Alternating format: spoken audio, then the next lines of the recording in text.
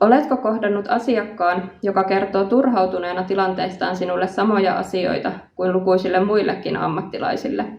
Oletko itsekin ärsyyntynyt eri ammattilaisten keräämän tiedon kokoamisen vaivalloisuuteen?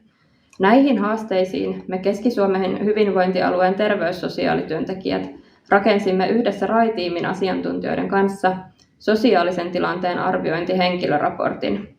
Se kokoaa asiakkaan arjessa kerättyä toimintakykytietoa tasokkaan terveyssosiaalityön tueksi.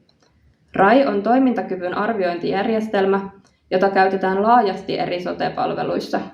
Ikääntyneiden palveluissa RAI-järjestelmän käyttö on jo lakisääteistä. RAI-asiantuntijan esittely kuntoutustyöryhmässä sai meidät pohtimaan, miten järjestelmä tukisi työskentelyämme. Aloitimme RAI-asiantuntijoiden kanssa tiiviin yhteistyön, jossa kehitetty toimintamalli vahvistaa asiakkaiden osallisuutta ja parantaa tiedon siirtymistä eri ammattilaisten välillä. Toimintamallissamme RAI-järjestelmä on kuin siemen, joka kylvettiin terveyssosiaalityön ravinteikkaaseen maaperään.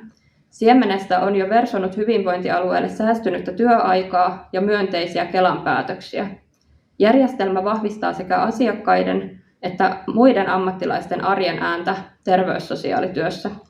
Sosiaalisen tilanteen arviohenkilöraportti on RAI-toimintakykytiedon siemenestä terveyssosiaalityön maaperällä kypsynyt hedelmä. Raporttipohja on RAI-järjestelmässä kaikkien järjestelmää käyttävien hyvinvointialueen työntekijöiden hyödynnettävissä. Se on saanut paljon kiitosta sekä asiakkailta että sote-alan ammattilaisilta. Toivomme, että RAI-siemeniä kylvetään ja ne itävät myös valtakunnallisesti muilla hyvinvointialueilla.